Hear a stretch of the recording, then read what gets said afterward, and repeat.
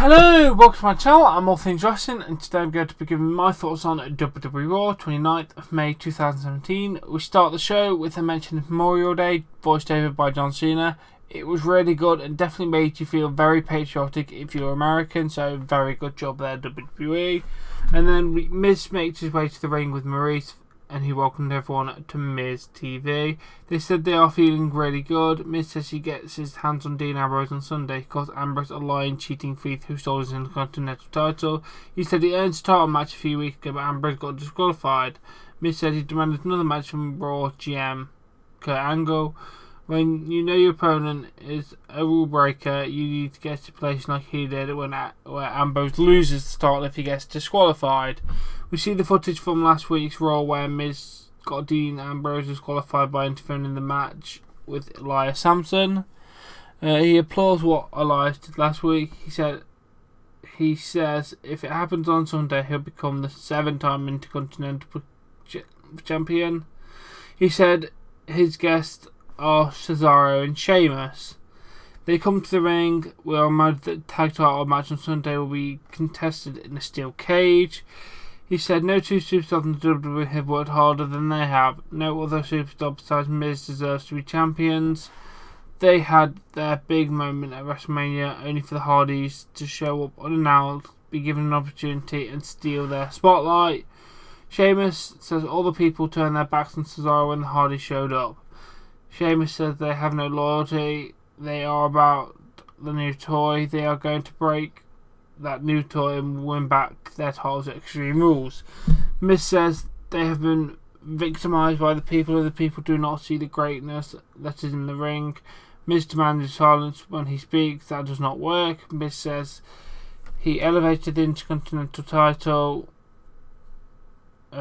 while Ambrose drags the title down. That title needs to come back. After Extreme Rules Intercontinental title match, a rehabilitation tour will start all over the world. Dean Ambrose then makes his way to the ring. He said he does not always make the correct decisions, but he sees 3 buttheads out here. But he figures someone has to come out and shut their mouth. Miz asks if the people want Dean Ambrose to shut his mouth. Miz says to look at the numbers because it's real money. Dean said he might be crazy, but he's not stupid. The Hardys then make the way to the ring to join him. All 6-man battle, but Miz goes to the floor very quickly. Sheamus is sent to the floor and Cesaro goes to the floor as well. The opening talking segment was pretty good actually. I like Miz TV. All the people are great talkers, so it's not bad. Obviously that leads to a 6-man tag. Dean with Dirty Deeds to Cesaro, Dean with the Suicide Dive to Sheamus, Matt with the Twist of Fate, and Jeff with the Swanton Bomb for the 3 count. It was decent. All guys are strong wrestlers, so it weren't bad. And then this was interesting. Michael Cole asked Corey about the idea that Dean Ambrose could be disqualified, and Corey Grace has to leave the announce table after checking something on his phone. I was very, very intrigued. Then we find out, because Kurt Angle is looking at Corey Grace's phone. Kurt wants to know if this message is a joke. Corey says he loves the job that Kurt is doing. He wants Kurt wants to know how Corey got it. Corey said he wanted to give Kurt a heads up. Kurt says if this is true, it could ruin him. I'm very, very intrigued now. Good job. You got a decent storyline going there now. Then we have our second match. Zach Evans, either a local or an NXT talent, versus Elias Sampson. Obviously, he does the whole singing entrance in the ring, and then the actual match, he hit the swinging reverse leg breaker for the 3 count. It was decent. I like this kid. Let's keep it up.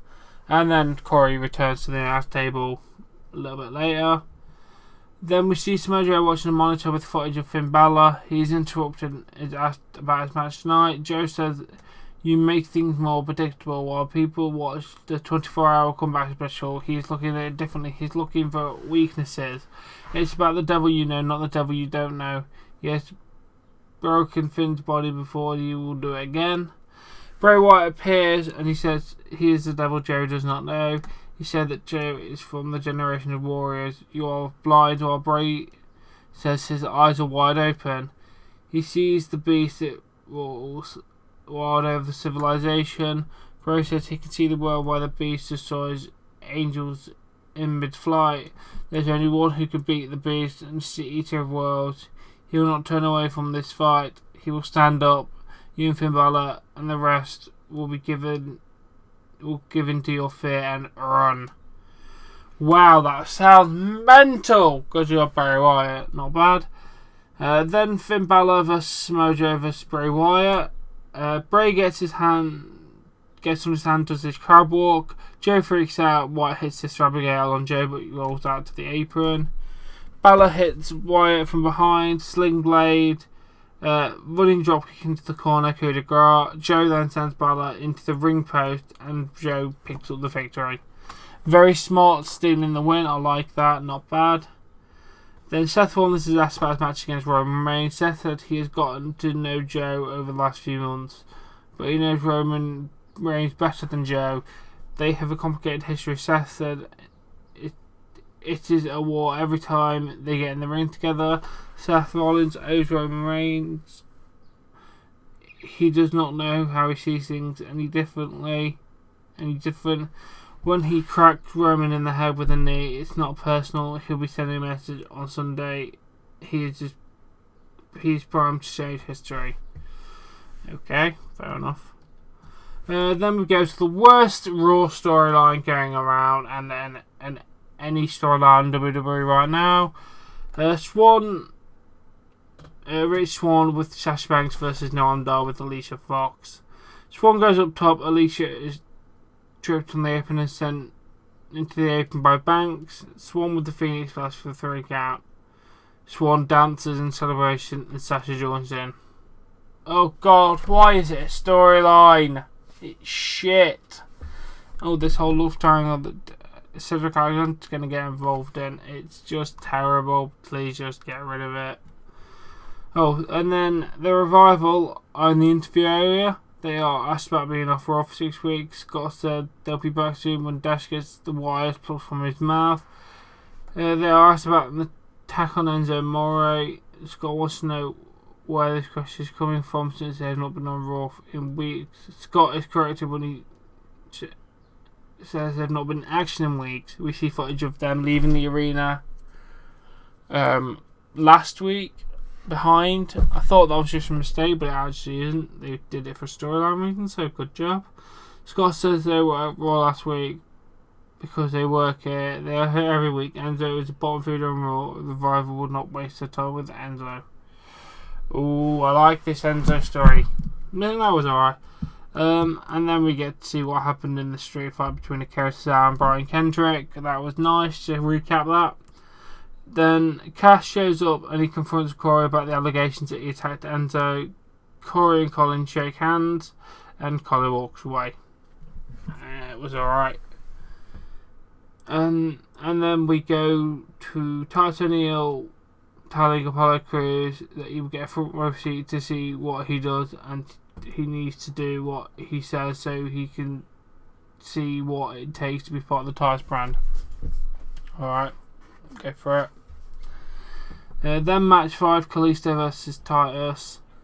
Kalisto goes for a victory roll, but Titus blocks and grabs his Titus for the win. After the match, Apollo points out how Titus won. Titus and him have an argument, and then Apollo does not want to celebrate with Titus, but they do take a selfie. I don't know what's going on there. Let's just keep it going. And then Alexa Bliss makes her way to the ring. She says she defends her title on Sunday in a kendo stick on the pole match. Her opponent is everyone's favourite human sock puppet, Bayley. The person who gets a kendo stick will be legally allowed to use a kendo stick. We all know that Bayley is going to hug the kendo stick, but she wouldn't hit anyone with it. She could not pull the trigger last week. If she tried to hit you with it, you ran. With Bayley as the goddess of WWE, with Bayley as goddess of WWE, if she really wanted to understand Bayley, she would dig deeper into Bayley's past. What did she find? Bayley, this is your life.